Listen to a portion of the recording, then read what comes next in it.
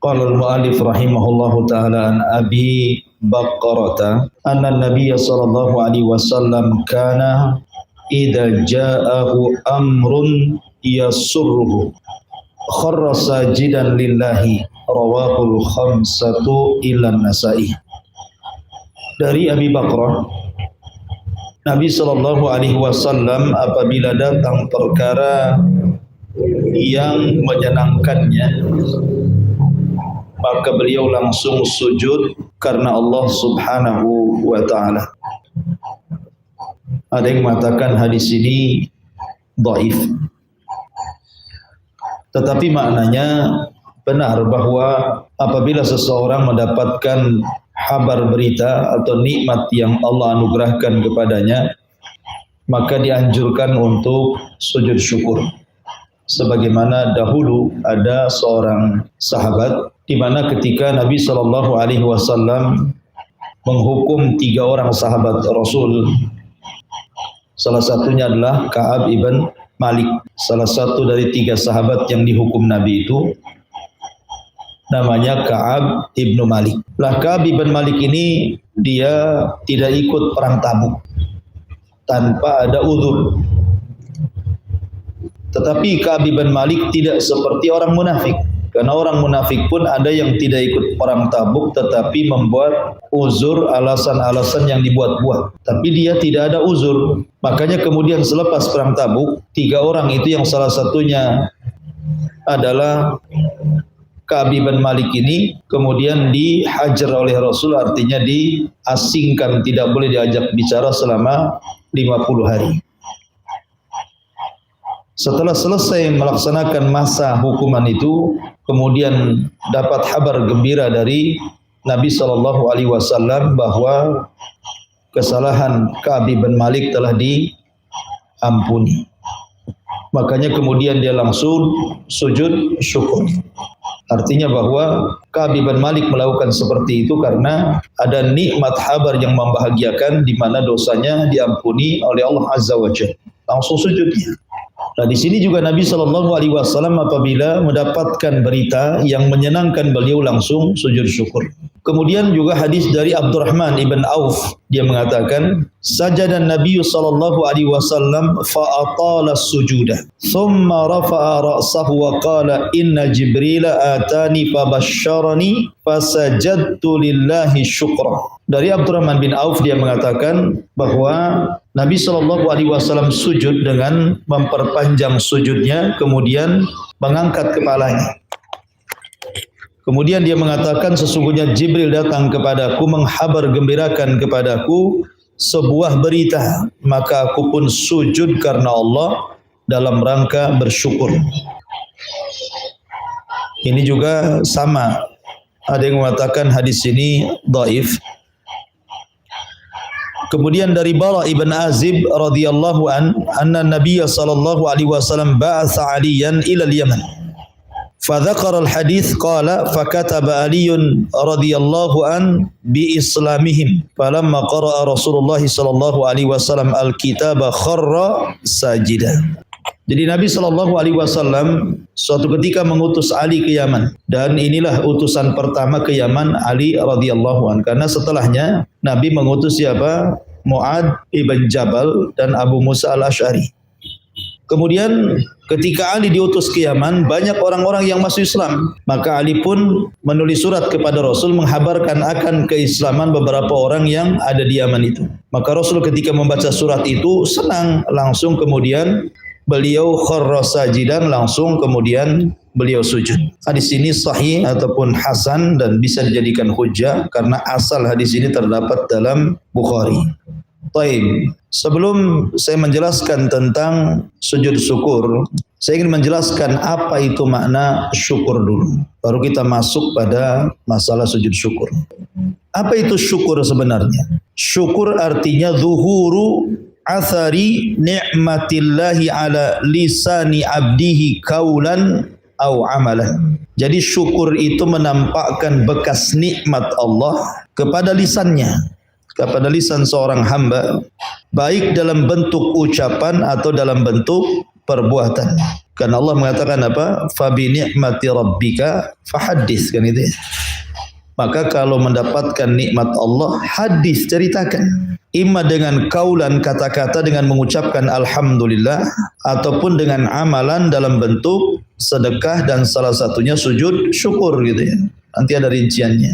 Dan ta'rif ini juga dikatakan oleh Imam Ibnul Qayyim rahimahullahu taala dalam kitabnya Madarij As-Salikin. Jadi syukur itu menampakkan bekas-bekas nikmat Allah atas lisan seorang hamba. Adapun dalil-dalil tentang masalah syukur banyak sekali dalam Al-Quran. Apalagi kalau seandainya kita bicara tentang sifat-sifat para nabi. Bagaimana para nabi itu dikatakan abdan syakura, hamba Allah subhanahu wa ta'ala yang bersyukur. Contoh saja Nabi Sulaiman alaihi salatu wassalam. Ketika Nabi Sulaiman mendapatkan kabar bahwa di Yaman itu ada istana megah dan ratunya perempuan tetapi mereka menyembah bintang, maksudnya Ratu Balqis. Sulaiman kan ketika itu memerintahkan pasukannya siapa yang bisa mengangkat istana itu dari Yaman ke Palestina. Maka ada yang berdiri, salah satunya jin ibrit mengatakan sebelum kau bangkit istana itu sudah sampai. Kemudian juga ada yang mengatakan, ada seorang yang saleh mengatakan bahwa sebelum kau berkedip matamu istana sudah sampai. Akhirnya kemudian betul-betul istana itu dari Yaman, bayangkan, diangkat sampai ke Baitul Maqdis, ke Palestina. Ketika istana itu sudah ada di Baitul Maqdis, kemudian direnov sedikit, maka Sulaiman alaihi salatu wassalam mengatakan, "Hada min fadli rabbi ashkuru an akfur." Ini semua karunia datang dari Allah. Apakah aku bisa bersyukur ataukah justru aku kufur? Jadi Sulaiman menasabkan nikmat yang Allah anugerahkan kepadanya dengan mampu mengangkat istana Balqis ke Palestina itu dalam bentuk nikmat. Sehingga dia menasabkan nikmat itu kepada Allah dan mengatakan ini semua karunia Allah. Apakah, dan ini juga ujian bagiku, apakah aku bisa bersyukur ataukah kufur? Berbalik pula dengan Qarun. Ketika datang pemungut zakat dari utusan Musa, tiba-tiba Qarun mengatakan innama utitu min ilmin indi. Ini harta datang dari kecerdasanku, datang karena ilmu yang Allah anugerahkan kepadaku. Malah diusir kedua petugas zakat itu.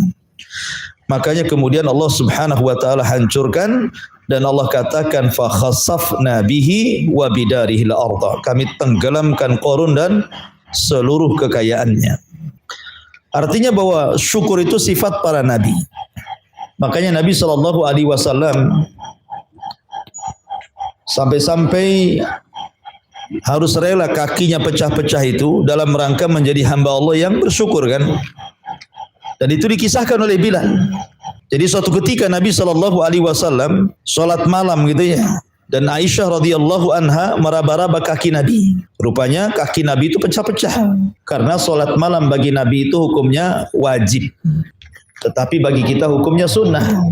Sehingga kemudian Aisyah radhiyallahu anha ummul mukminin kasihan dengan suaminya, apalagi kondisi Rasul itu sudah tua masalahnya. Makanya kemudian Aisyah radhiyallahu anha mengatakan, "Ya Rasulullah, cukuplah yang wajib-wajib saja. Cukup 5 waktu saja maksudnya ya.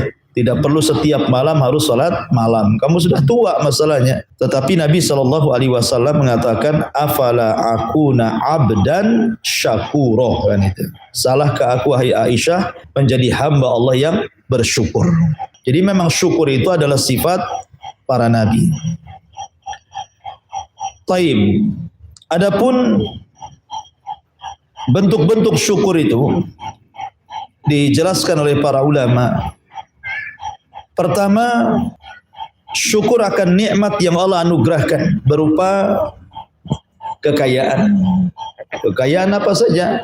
Rumah, suami, anak, itu semua kekayaan bagi rumah tangga, kan itu. Kendaraan atau yang semacamnya, tanah gitu ya. Maka harus bersyukur. Kalau tidak bersyukur, maka akan seperti kisah pemilik 2 kebun dalam surah Al-Kahfi itu. Ketika ada orang yang berserikat, kemudian akhirnya pecah kongsi, yang satu hartanya disedekahkan semuanya, yang satu hartanya diberikan 2 kebun. Akhirnya dua kebun itu menjadi kebun besar. Sayangnya tidak bersyukur, malah kemudian kufur dan mengingkari hari kiamat. Dan dia mengatakan, aku enggak yakin hartaku akan hancur dan aku enggak yakin kiamat akan bangkit, katanya. Dan dia juga mengatakan, la in rudidtu ilallah, kalaupun seandainya ada kiamat dan Allah kembalikan aku ke sisinya, maka aku akan mendapatkan kekayaan yang jauh lebih baik lagi dibandingkan kekayaan yang di dunia. Jadi barometer orang diberi kekayaan menurut dia berarti menunjukkan Allah sayang, gitu ya. Padahal kekayaan itu bukan berarti tanda sayang Allah kepada kita, karena kekayaan itu bersyarikat antara mukmin dan kafir. Qarun kaya, Sulaiman juga kaya. Apa bedanya kan itu? Itu kan sesuatu yang bersyarikat mukmin dan kafir. Makanya dalam surah Al-Fajr Allah mengatakan di dalam Al-Quran itu, apabila manusia idzabtalahu rabbuhu fana'amahu, kemudian fayaqulu rabbi akraman. Tetapi kalau seandainya disempitkan rizkinya, fayaqulu rabbi ahanan. Nah, itu kan manusia sifatnya seperti itu. Akhirnya kemudian suatu ketika kawannya yang hartanya diinfakkan semuanya itu kan jadi fakir, jadi miskin. Jadi dia mencari pekerjaan, daripada cari pekerjaan ke tempat orang, bagus ke teman yang dulu pernah bekas bisnis dia, rekan bisnis dia. Tetapi ketika ngelamar pekerjaan malah diusir, ya, malah kemudian dihina macam-macam. Akhirnya dia pun berdoa dan doanya dikabulkan. Ketika dengan kesombongannya kawan itu mau memperlihatkan dua kebun yang tidak pernah dirugikan karena tidak pernah ada musimnya, panen terus gitu ya. Rupanya ketika sampai di kebun itu sudah terbakar, disambar petir semua terbakar. Ya, jadi kenapa? Karena tidak bersyukur dengan kekayaan. Kemudian yang kedua, syukurul walidaini, syukur dengan adanya kedua orang tua. Makanya kenapa Allah Subhanahu wa taala menyebutkan dalam surah Luqman, wa wassaynal insana biwalidayhi hamalathu ummuhu wahnan ala wahnin wa fisaluhu fi amaini anishkurli. Dan ini ada kata-kata anishkurli wali walidaika. Hendaklah bersyukur kepada nikmat-nikmat yang aku anugerahkan dan juga kepada kedua orang tuamu. Jadi di sini orang tua adalah nikmat terbesar bagi seorang anak. Makanya harus bersyukur kita yang masih punya orang tua. Artinya kalau masih punya orang tua, ya yang dekat kunjungi, yang jauh ya habari, yang sudah meninggal ya doakan gitu ya. Kemudian juga diantara jenis syukur adalah syukurun nas, bersyukur kepada manusia yang berjasa. Karena Rasul mengatakan la yashkurillah ma la yashkurin nas. Tidak dikatakan bersyukur kepada Allah kalau dia tidak pandai bersyukur kepada manusia. Jadi ibu punya kawan, ya ada jasa walaupun tidak banyak, ya entah menolong, minjami uang atau apalah kan itu jasa-jasanya, atau menasihati. Maka kita harus bersyukur punya kawan seperti itu. Bersyukur kepada Allah Azza wa Jal, jangan menyakiti kawan yang berjasa. Kemudian juga di antara jenis syukur adalah syukru lil muallim, syukur kepada guru, syukur kepada yang mengajarkan kebaikan. Maka harus bersyukur ya kalau umpamanya ada orang yang mau memberikan ilmu, bersyukur kepada Allah Azza wa Jal. Masih ada orang yang mau menyampaikan ilmu. Kemudian juga para ulama mengatakan bahwa syukur itu kan ada rukun-rukunnya. Siapa yang tidak mendatangkan rukun-rukunnya berarti dia belum dikatakan bersyukur. Rukun yang pertama al-i'tirafu bin ni'ami batinan ma'a mahabbatil mun'im. Mengakui dengan seluruh nikmat secara batin bahwa itu datang dari Allah. Kemudian juga kita harus mencintai orang yang zat yang telah memberikan nikmat, maksudnya Allah Subhanahu wa taala. Jadi yang pertama akui nikmat itu datang dari Allah. Jangan seperti Qarun menasabkan nikmat kepada dirinya. Dan Qarun di masa sekarang banyak sekali, itu kan? Mereka merasa bahwa kekayaannya milik dia sehingga berat untuk diinfakkan, dizakatkan, seolah-olah itu rizki dia yang dapat, padahal Allah yang kasih rizki sama dia. Kemudian juga yang kedua, tahaddus biha zahiran ma'as sana'i Allah. Berusaha untuk diceritakan, ditampakkan asar-asar nikmat itu. Artinya dengan menyebut alhamdulillah, ya, ataupun dengan berdoa ya Allah berkahi, tabarakallah, ya. Jadi menceritakan nikmat tidak ada masalah. tetapi bukan untuk kesombongan. Kemudian yang nomor 3, sarfuha fi ta'atillahi wa mardhatihi. Berusaha untuk memalingkan nikmat itu dalam rangka ketaatan kepada Allah dan mencari keridhaannya. Kemudian yang keempat, ijtinabu ma'asi. Jangan sampai nikmat itu digunakan untuk maksiat. Nah, itu disebut arkan syukur. Pertama, mengakui nikmat datang dari Allah. Yang kedua, tahadus bin ni'am. Tahadus bin ni'mah itu artinya tampakkan nikmat itu. Kemudian yang nomor 3, gunakan nikmat itu dalam ketaatan dan keridhaan Allah. Kemudian yang keempat, jangan sampai menggunakan nikmat itu dalam rangka bermaksiat kepada Allah Subhanahu wa taala. Ma'asyiral muslimat yang dimuliakan Allah Azza wa Jalla. Tapi sedikit saya ingin bercerita tentang beberapa kisah dari ulama salaf, bagaimana mereka bersyukur kepada Allah Azza wa Jalla. Ini untuk jadikan satu pelajaran. Taib. Dijelaskan dalam sebuah kisah, ada seorang laki-laki datang kepada seorang yang bernama Abi Hazim Salamah ibn Dinar. Dia seorang ulama, ya. Seorang laki-laki datang kepada Salamah ibn Dinar atau kunyahnya Ibnu atau Abu Hazim rahimahullahu taala. Kemudian orang ini bertanya, "Wahai Abu Hazim, syukur kedua mata itu apa? Syukrul ainaini itu apa? Mas syukrul ainaini. Apa sih syukur kedua mata itu?" Maka beliau mengatakan, "In ra'aita bihima khairan a'lantahu wa in ra'aita bihima syarran satartahu." Kalau engkau melihat sesuatu yang baik, maka ceritakan. Tetapi kalau melihat sesuatu yang buruk, tutupi. Itu cara syukur mata, ya kan? Jadi kalau seandainya ibu melihat kawannya di atas kebaikan, maka ceritakan, "Alhamdulillah, Masya Allah, tadi saya ketemu kawan, beliau sudah hijrah, sudah ngaji, macam-macam bla bla bla bla." Tapi kalau seandainya Anda melihat keburukan, mungkin dia masih bermaksiat, masih buka aurat, masih macam-macam gitu. Enggak usah digibah, tapi doakan supaya dapat hidayah gitu. Jadi jangan sampai kemudian pandangan kita yang tadinya tidak punya dosa jadi dosa jadinya. Maka seperti salah satu sifat Allah atau nama Allah itu Sittir. Allah itu zat yang maha menutup aib. Dalam Al-Quran kan ibu sering membaca Allah itu alimun khabir. Alimun khabir itu banyak di Quran, kalimat alim mengetahui, khabir juga sama mengetahui kan. Dan Allah itu tahu kalau ibu ini maksiat, Allah tahu. Nggak mungkin Allah nggak tahu ibu maksiat. Pertanyaannya, kenapa Allah tidak singkap maksiatnya cuma? Padahal Allah tahu ibu itu maksiat. Atau bapak ini maksiat gitu. Atau Allah tahu ada orang bermaksiat jam sekian, bulan sekian, tahun sekian, Allah tahu. Tapi pertanyaannya, kenapa Allah tidak menyingkap maksiat hambanya? Tapi Allah malah tutup. Untuk Allah berikan kesempatan dia bertobat. Sebagaimana Allah ketika melihat ada hambanya bermaksiat, tidak langsung diadab oleh Allah. Kan bisa saja Allah langsung adab gitu ya. Tapi kenapa kemudian diakhirkan adabnya? Ada yang sampai di hari kiamat. Tadi Allah itu Ghafur, masih memberikan kesempatan untuk meminta ampun. Makanya sering saya ceritakan, dahulu di zaman Bani Israel, Nabi Musa itu mengadakan sholat istisqa. Lama tidak turun hujan, apalagi kondisinya memang cerita di Ardutih, di bumi yang linglung tadi ya. Itu kan gak ada hujan tuh. Sehingga mereka panas. Sehingga kemudian mereka kepanasan minta hujan.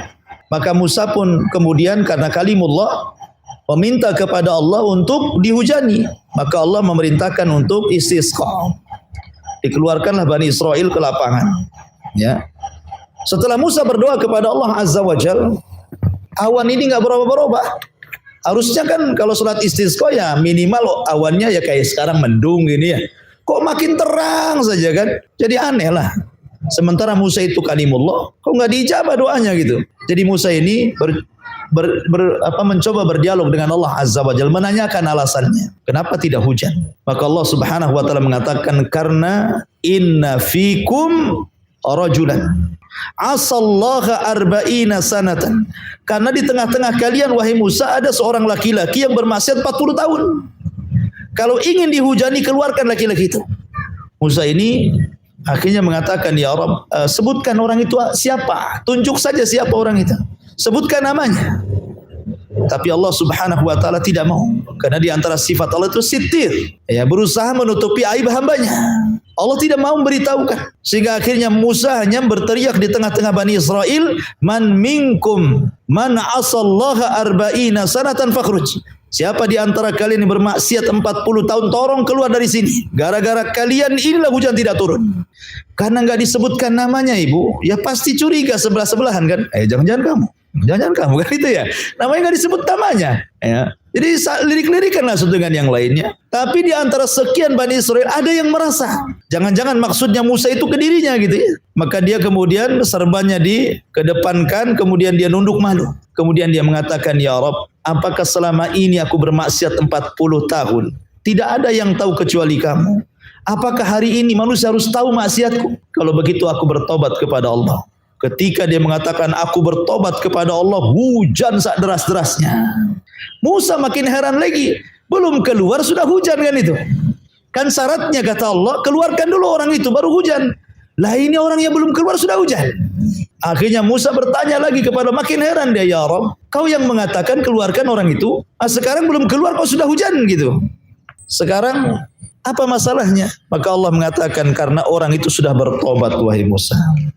Kata Nabi Musa, kalau begitu tunjukkan mana orangnya. Maka Allah mengatakan, "Ya Musa, dia loh 40 tahun maksiat, kututup aibnya. Sekarang dia sudah bertobat, mau kubongkar aibnya." Kan enggak masuk di akal gitu ya. 40 tahun loh ditutup aibnya. Loh ini sekarang dia sudah bertobat, ya harus lebih ditutup lagi lah aibnya kan itu. Dari sini bahwa sifat Allah itu sitir, maha penutup aib. Maka di antara nikmat mata itu, kalau kita melihat kebaikan, ceritakan. Tapi kalau melihat kejelekan, kalau bisa tutup. Jangan cerita sama orang. Ya. Makanya mimpi juga sama. Kalau ibu mimpi, dalam mimpi itu baik gitu ya. Dalam mimpinya ada yang ngasih uang 1 miliar, ya ceritakan. Alhamdulillah saya dikasih uang 1 miliar. Tapi mimpi. Gitu. Nggak ada masalah kan gitu. Daripada dalam mimpinya terbalik, datang debt collector, ya, minta uang 1 miliar kan, nggak usah diceritakan lagi. Atau ada pula depan rumah. Artinya bahwa ini yang pertama, syukur. Dia bertanya soal syukur mata. Yang kemudian yang kedua dia bertanya lagi, fama syukurul udhunaini. Lalu bagaimana jenis syukur kedua telinga itu? Maka Salamah ibn Dinar mengatakan, la ta'khud bihima ma laysa lak. Qala in sami'ta bihim khairan. Kalau seandainya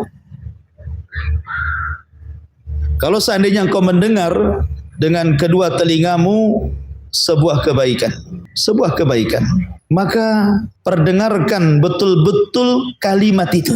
Jadi kalau ada yang ngomong kebaikan, betul-betul dengarkan, Bu. Ya, jangan sampai berpaling telinga itu, betul-betul ngomong apa dia, karena kebaikan. Seperti ibu dengar dakwah kayak gini ya, dengar pengajian dengan Quran.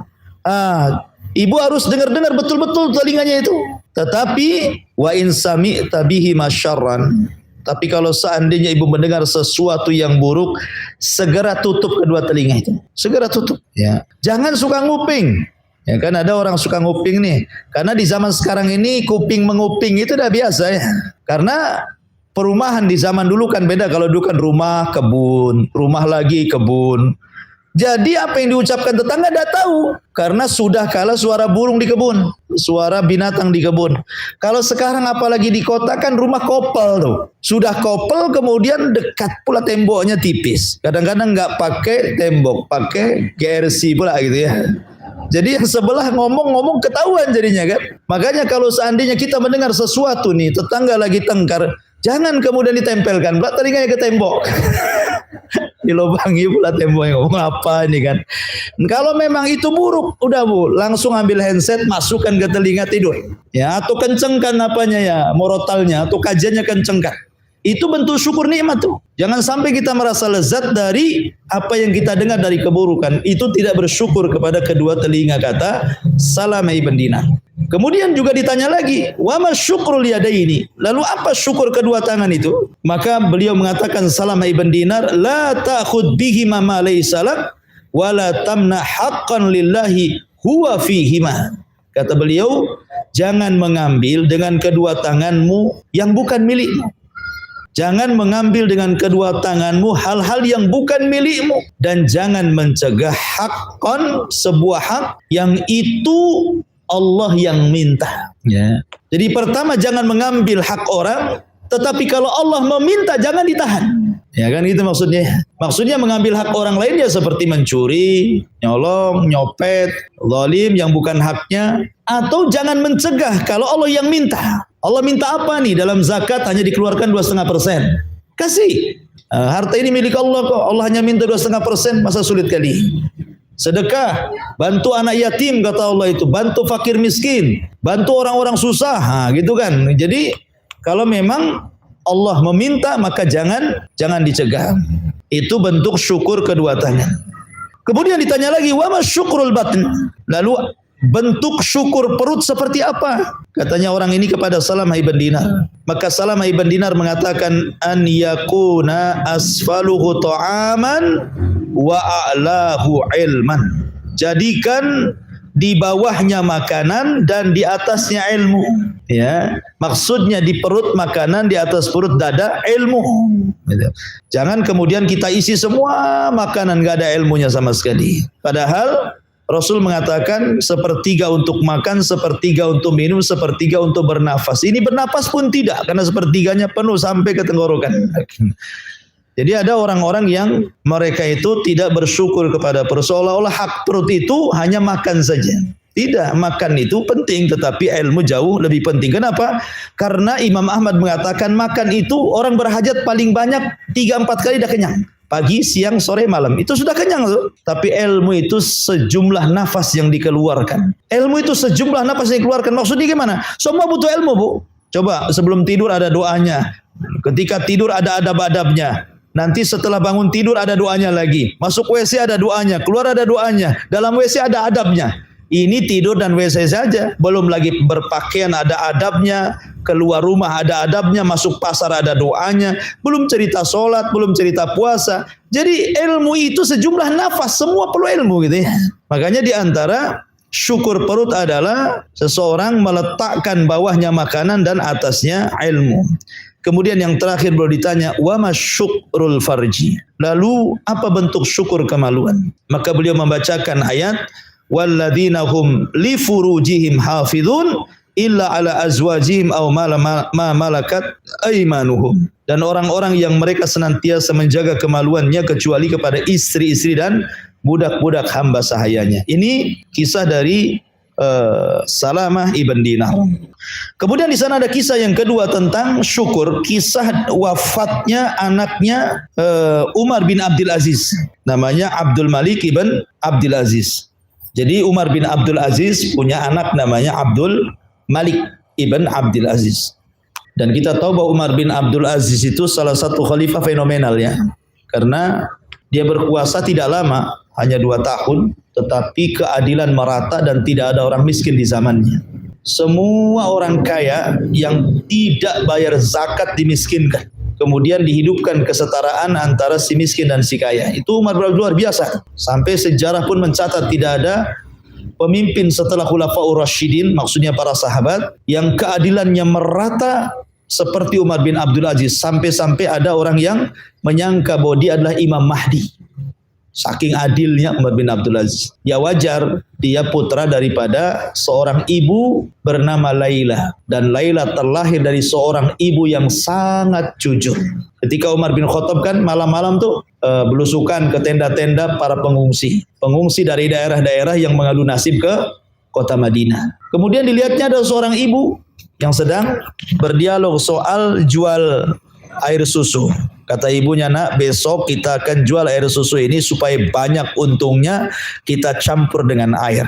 Dari dulu Bu, tipu menipu dalam urusan jual beli itu pasti motifnya sama, campur mencampur, ya kan? Salak pondok dengan salak gak pondok, jeruk beras tagi dengan beras apa gitu ya. Biasanya kan begitu, duku di atasnya bagus, di bawahnya pula busuk gitu ya. Kan begitu campur mencampur itu kalau sudah jual-jualan itu. Motifnya dari dulu gitu. Ini kalau supaya banyak untungnya susunya kita campurnya dengan air katanya. Anaknya nggak mau. Aturan Umar nggak boleh wahai ibunda. Umar kan nggak ada katanya. Akhirnya mengatakan kata anaknya, ya Umar nggak ada, tapi Umar punya Tuhan. Tuhan Umar pun Tuhan kita. Sebagaimana dia melihat Umar, dia juga melihat kita. Dari situ ibunya sadar. Umar sedang dengar di belakang tenda kan. Akhirnya dia pulang. kemudian meminta salah satu anaknya untuk menikah dengan wanita jujur itu. Di zaman Umar saja wanita jujur itu langka, apalagi di zaman sekarang gitu ya. Orang jujur langka di zaman itu. Sampai Umar itu tertarik dengan wanita itu. Akhirnya dia pulang, dia minta anaknya untuk menikahi wanita itu. Maka Asim bin Umar kemudian datang, biar saya menikahi wanita itu. Bayangkan, Umar itu nomor satu Khalifatul Islam, kekuasaannya sampai ke tingkat Persia dan Romawi, tetapi anaknya dinikahkan sama anak ruli bahasa kitanya, ya kan? Anak orang nggak mampu, orang yang di tenda-tenda pengungsian itu dinikahkan karena melihat kejujuran wanita itu. Nikahlah Asim bin Umar, lahirlah Laila, dari Laila lahir Umar bin Abdul Aziz. Ceritanya kan begitu. Lah Umar bin Abdul Aziz itu punya anak namanya Abdul Malik ibn Abdul Aziz. Orangnya soleh. Tapi sayang, kemudian Allah takdirkan sakit dan meninggal duluan. Jadi anaknya lebih duluan meninggalkan ayahnya. Ada kisah dari Umar bin Abdul Aziz ini. Jadi kisahnya begini.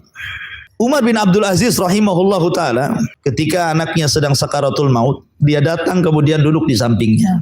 Kemudian dia mengatakan kepada anaknya, kaifa tajiduka ya bunai? Gimana rasanya kamu sekarang? Maksudnya sedang sakit-sakit parahnya ini sebelum mati ini. Maka anaknya mengatakan, ajiduni fil mauti fahtasibi fa inna thawaballahi khairan laka minni. Maka anaknya mengatakan, ketika bapaknya mengatakan, apa yang kau rasakan wahai nak? Kata Abdul Malik ibn Abdul Aziz ini mengatakan, aku merasakan kematianku telah dekat dan aku hanya mengharap pahala dari Allah. Karena sesungguhnya pahala dari Allah jauh lebih baik untukku daripada kamu. Jadi anaknya mengatakan pahala itu jauh lebih baik daripada engkau wahai ayahku. Kemudian Umar bin Abdul Aziz mengatakan, wallahi ya bunai, la in takun fi mizani ahab ilayya min an akuna fi mizani. Wahai anakku, seandainya engkau berada dalam timbangan kebaikanku, jauh lebih baik dibandingkan aku dalam timbangan kebaikan. Karena begini, kalau meninggal duluan ayahnya, otomatis kan kebaikannya di timbangan anaknya. Anaknya mendoakan supaya ayahnya yang di kuburan itu bisa diampuni. Nah, tetapi kan ketika anaknya meninggal dunia duluan, berarti bapak yang mendoakan anaknya kan. Makanya Umar bin Abdul Aziz mengatakan, seandainya timbangan kebaikanku, ya bunayya la in takun fi mizani, seandainya timbangan kebaikanmu ada pada timbangan kebaikanku, lebih baik dibandingkan timbangan kebaikanku ada pada timbangan kebaikanmu. Beginilah watak orang tua harusnya. Karena banyak orang tua itu yang ketika punya anak niatnya itu sudah tidak ikhlas dulu. Kalau dia punya anak dibesarkan, nanti kalau sudah besar dia bekerja, minimalnya bisa nolong orang tuanya, ya kan? Nah, jadi anaknya disekolahkan tinggi, ceritanya dunia saja, ya kan begitu ya? Harusnya kan punya anak nggak seperti itu, sudah Bismillah saja. Anak itu mau jadi apa, terserah kan gitu ya. Yang penting kita sudah arahkan. Tapi kalau dari diawali sudah niatnya seperti itu, membalik jasa, karena saya sudah berjasa sama kamu wahai nak, sekarang kau harus berjasa sama aku, begitu ya. Itu timbal balik jasa namanya. Harusnya seperti Umar bin Abdul Aziz seperti ini, ya. Makanya kemudian anaknya mengatakan, wa ana wallahi la in yakun ma tuhibbu ahab ilayya min an akuna ma uhib. Kata anaknya, wahai ayahku, apa yang kau sukai itu jauh lebih kucintai daripada apa yang aku sukai. Ya, anak soleh itu paham lah, nggak usah diajarkan orang tuanya. Nggak usah orang tua itu ngukit-ngukit, nah aku yang melahirkan kamu, sekarang sudah begini-begini ya, kamu harus kembalikan uang ibu. Apalah ini kan, nggak ikhlas kayak. Jadi anak soleh itu udah paham, nggak usah diajari, timbal balik itu nggak usah diajari, dia paham sendiri. Kemudian setelah dia mengatakan seperti itu, demi Allah wahai ayahku, apa yang kau cintai lebih aku cintai daripada apa yang aku cintai. Summa tuwfiya fi dzalikal marḍa. Maka anak itu kemudian meninggal ketika mengalami sakit parah tersebut. Maka Umar bin Abdul Aziz pun memandikan, menyolatkan, kemudian ikut menguburkan. Kemudian Umar bin Abdul Aziz mendoakan kedua anaknya, rahimallahu ya bunai, faqad kunta barran bi abika wallahi ma ziltu mundu wa habaqallahu limasruran bika. Kata Umar bin Abdul Aziz, semoga Allah merahmatimu wahai anakku, sungguh engkau anak yang sangat berbakti kepada ayahmu. Demi Allah, aku senantiasa sejak Allah anugerahkan dirimu kepadaku tidak pernah disedihkan sedikit pun olehmu. Jadi dia senang gitu ya, itulah punya anak. Makanya dia bersyukur. Ini kata-kata beliau yang disebut syukur ni, dia mendoakan anaknya, rahimakallah ya bunai, ya, semoga Allah merahmatimu. Engkau sungguh anak yang berbakti kepada orang tuamu. Demi Allah, sejak Allah anugerahkan dirimu, aku tidak pernah sakit hati. Tidak pernah sakit kecuali senang saja dengan dirimu. Maka Umar bin Abdul Aziz betul-betul bersyukur karena anaknya, walaupun dia mati duluan anaknya dibandingkan dirinya. Kemudian juga di antara kisah yang ketiga, 3 kisah saja, baru masuk kepada sujud syukur. Jadi ada seorang laki-laki diuji oleh Allah Subhanahu wa taala dengan bil ama. Ama itu artinya matanya tidak melihat, buta. Kemudian waqat il yadaini, kedua tangannya diamputasi. Sudah buta, tidak punya tangan. Warijlaini, kedua kakinya juga diamputasi. Subhanallah. Kondisinya gimana nih? Enggak punya kaki, enggak punya tangan, buta. Fadakhala alaihi ahadun nas, maka tiba-tiba ada seseorang yang kasihan dengan melihat orang ini gitu ya. Fawajadahu, dan dia mendapati yashkurullaha ala ni'amihi. Orang seperti ini masih bersyukur akan nikmat Allah Azza wa Jalla yang tersisa dalam badannya. Kemudian dia mengatakan apa?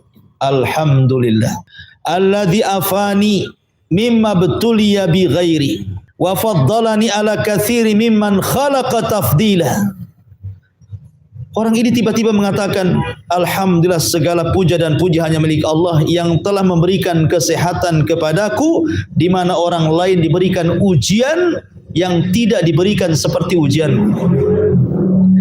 Kemudian dia mengatakan lagi, wa faddalani, dan Allah masih memberikan keutamaan kepadaku ala katsiri mimman khalaqa tafdila, dari kebanyakan yang kau ciptakan dari seluruh manusia yang sama sepertiku. Jadi orang yang seperti ini masih bersyukur, sudah buta, tidak punya tangan, tidak punya kaki, tapi doanya segala puji dan segala puja kepada Allah yang telah memberikan kesehatan kepadaku, di mana orang lain mungkin boleh jadi diuji dengan ujian yang berbeda denganku. Coba bayangkan, kita ini enggak sampailah buta sampai tangannya potong, sama enggak. Ya, tapi susah untuk mengucapkan alhamdulillah. Yang ada itu setiap ditanya, gimana kabarnya? Susah. Kan itu ya. Nanti minggu depan ketemu lagi, mana? Masih susah katanya. Nah, nanti datang lagi, gimana? Susah kali katanya. Jadi jawabannya sih susah. Kapan mengucap alhamdulillahnya ini? Jadi ada orang-orang diciptakan itu susah saja. Kayaknya itu tidak ada senangnya. Dia lupa loh nikmat ada di badan dia itu. Tidak pernah disyukuri, oksigennya, matanya masih melihat, hidungnya masih mencium, telinganya masih mendengar, tidak pernah disyukuri itu. Lisannya cerita susah saja. Jadi itu orang-orang yang tidak bersyukur kepada nikmat Allah Subhanahu wa taala. Baik. Adapun tentang keutamaan orang bersyukur, satu, syukur itu termasuk nama Allah. Nama Allah itu Asy-Syakir atau Asy-Syakur, ya. Seperti disebutkan dalam surah Taghabun, wallahu syakurun halim. Dalam surah Asy-Syura, innallaha ghafur syakur, kan itu. Dalam surah Al-Baqarah, fa innallaha syakirun alim. Jadi bisa syakir, bisa syakur. Kemudian yang kedua, syukur itu sifatnya para nabi. Sebagaimana ketika Allah Subhanahu wa taala menyebutkan sifatnya Nabi Nuh dalam surah Isra, dzurriyyatan hamalna ma'a Nuhin innahu kana 'abdan syakura. Kemudian juga ketika menyebutkan Ibrahim dalam surah An-Nahl ayat 120, Allah mengatakan syakiran li'an ummi. Ibrahim itu orang yang bersyukur. Kemudian yang nomor 3, syukur itu perintah Allah. Fadhkuruni adzkurkum washkuruli wala takfurun. Bersyukur kepadaku dan jangan kufur. Artinya syukur itu perintah Allah. Kemudian yang keempat, syukur itu sifat orang yang beriman. Ajaban li amril mu'min inna amrahu kullahu khair. Orang-orang mukmin ini heran perkaranya. Kenapa? Kalau ditimpa kebaikan dia bersyukur, kalau ditimpa kejelekan dia bersabar. Dan itu baik dua-duanya bagi seorang mukmin. Kemudian yang nomor 5, sebab Allah meridhai hambanya. In tashkuru yardahu lakum. Dalam surah Az-Zumar ayat 7, in tashkuru yardahu lakum. Kalau engkau bersyukur, Allah ridha kepada kalian. Menunjukkan bahwa sebab ridha adalah syukur dalam surah Az-Zumar ayat 7. Kemudian juga yang nomor 6 yang paling penting, orang bersyukur itu aman dari azab. Orang yang bersyukur itu aman dari azab. Dan itu disebutkan dalam surah An-Nisa ayat 147, wa id ta'adzana rabbukum la in syakartum la azidannakum wa la in kafartum inna adzabi lasyadid. Wa la in kafartum inna adzabi lasyadid. Menunjukkan bahwa orang yang tidak bersyukur tidak aman dari azab, orang yang bersyukur aman dari azab. Bahkan yang nomor 7, sebab ditambahkan nikmat, ya kan? La in syakartum la azidannakum. Kalau engkau bersyukur aku akan tambah nikmat kalian. Kemudian yang nomor 8 merupakan pahala yang mengalir di akhirat. Kemudian yang nomor 9, afiyatun ma'as syukri khairun minal bala'i ma'as sabri. Sehat kemudian bersyukur itu lebih baik daripada seseorang diberikan ujian kemudian sabar. Lihat bagaimana di sini. Sebenarnya kan kalau enak-enak kan, ya enak punya harta tapi bersyukur kan, daripada ibu sakit kemudian sabar kan. Jelas lah kan, bagus punya rumah bagus kemudian bersyukur daripada sakit parah kemudian sabar. Nah gitu maksudnya. Kenapa demikian? Kata Imam Ibnul Qayyim rahimahullahu taala, beliau memberikan alasannya dengan menukilkan perkataan Imam Mutarrif, la in afani fa ashkur ahabbu ilayya min an ubtala fa asbir. Kata beliau, kalau seandainya Allah beri kesehatan kepadaku kemudian aku bersyukur, itu lebih baik dibandingkan aku diberikan bala, diberikan penyakit kemudian aku sabar. Kenapa Bu? Karena biasanya kalau diberikan nikmat bersyukur, maka dia makin nikmat hidupnya itu. Makin nikmat, ya. Tetapi kalau seandainya seseorang yang diberikan sakit kemudian bersabar, terkadang dia tidak tahan dengan ujian kan. Terkadang dia tidak tahan dengan ujian itu, akhirnya yang tadinya sabar dia tidak sabar. Makanya kenapa orang bersyukur kemudian di atas kenikmatan itu masih lebih baik, ya, karena bisa bertahan biasanya orang yang seperti itu dibandingkan orang diberikan sakit kemudian bersabar. Biasanya kalau tidak beriman betul-betul nggak akan sabar tuh, ya. Kemudian juga di antara keutamaannya karena Allah mensifati hamba-hamba yang bersyukur bahwa mereka adalah sedikit jumlahnya. Ketika setan berjanji untuk menggoda Bani Adam, maka Allah mengatakan kecuali hamba-hambaku yang bersyukur kau tidak akan bisa goda. Ya. Taib. Lalu bagaimana caranya bersyukur? 1, bersyukur itu dengan takwa Allah, bertakwa kepada Allah dan beramal amalan taat. 1. Yang kedua, qanaah, ridha dengan apa yang Allah berikan kepada kita. Sedikit banyak ridha, sedikit banyak enggak apa-apa. Ini pemberian Allah. Mau miskin mau kaya sama saja, ya. Kenapa demikian? Karena terkadang di antara hikmah kenapa Allah Subhanahu wa taala memiskinkan dan memberikan kekayaan kepada seseorang itu karena ada orang yang kalau dibuat miskin dia makin kufur, ada orang yang kalau dibuat kaya makin kufur. Nah, makanya kemudian qanaahlah, redha saja, Allah mau ngasih apa saja berapa saja, alhamdulillah. Kemudian juga yang nomor 3, cara bersyukurlah bil muqabil. Bil muqabil. Seandainya seseorang, muqabil itu lawannya, ya. Jadi seseorang kalau seandainya kita melihat ada orang buta, kita tidak buta, bersyukur. Ya. Kalau ada orang pincang, kok kita tidak pincang, bersyukur. Maka bersyukur dengan lawan-lawan itu. Kadang kan kita kasihan kan, alhamdulillah saya masih bisa lihat, si anu tidak. Alhamdulillah saya bisa berjalan, si anu tidak. Gitu maksudnya. Makanya dalam bab dunia itu Bu, jangan lihat ke atas capek. Ya. Tapi kalau bab agama, tinggi-tinggi lihatnya ke langit itu. Tapi kalau bab dunia jangan. Makanya Rasul mengatakan jangan melihat ke yang di atas, lihatlah ke yang di bawah. Ungduru ila man huwa asfala minkum wa la tangduru ila man huwa fawqakum gitu. Lihat yang bawah, jangan lihat ke atas. Kalau lihat ke atas capek, pegel, ya. Tapi kalau lihat ke bawah bersyukur dia. Alhamdulillah saya masih punya motor, si anu jalan kaki. Kan itu ya. Alhamdulillah saya masih jalan kaki. Kenapa? Si anu naik ojek bayar kan itu ya. Alhamdulillah, jadi masih ada gitu ya. Masih bersyukur lah kan daripada Tidak gitu ya. Nah, itu bersyukur dengan cara muqabil. Kemudian yang nomor 3 dengan cara sholat duha. Sholat duha itu termasuk sholat syukur. Ya. Kemudian dengan yang keempat, dan ini kita akan bahas sujud syukur. Kemudian dengan cara doa. Kemudian dengan tafakkur akan nikmat-nikmat Allah.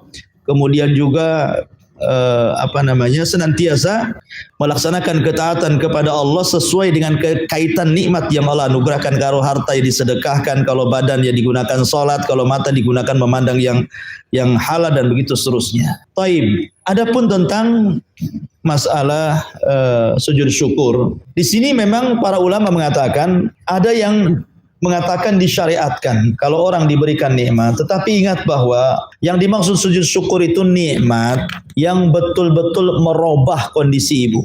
Karena nikmat Allah itu banyak, Bu. Kalau asik setiap diberikan nikmat sujud syukur, capek lah ibu ini.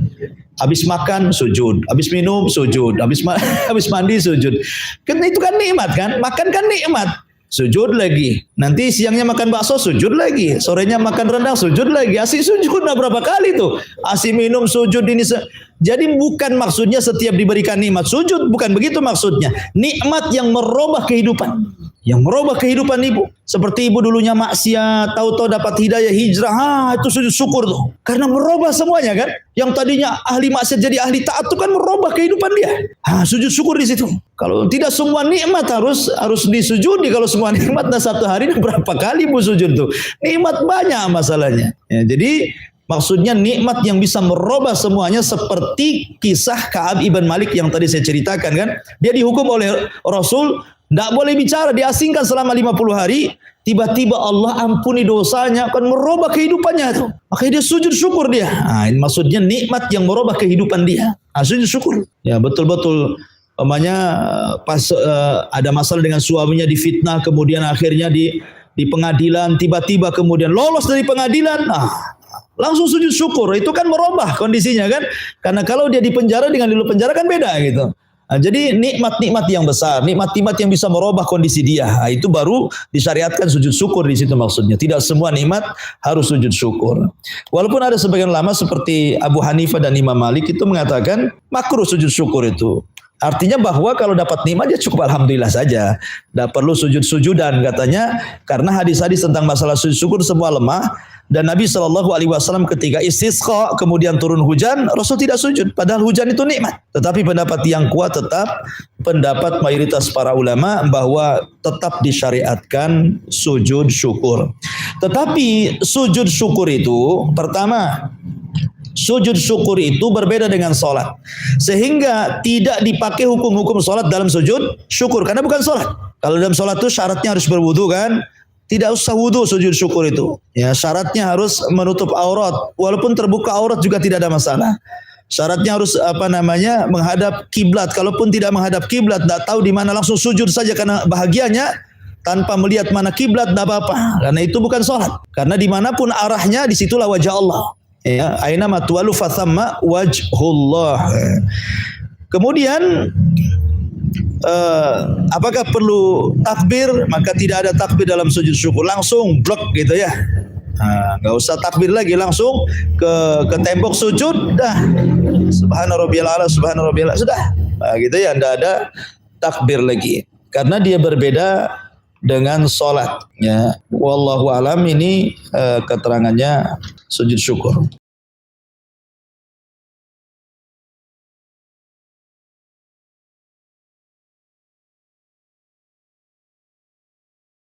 Subhanallah walhamdulillah wa la ilaha illallah wallahu akbar. Subhanallah.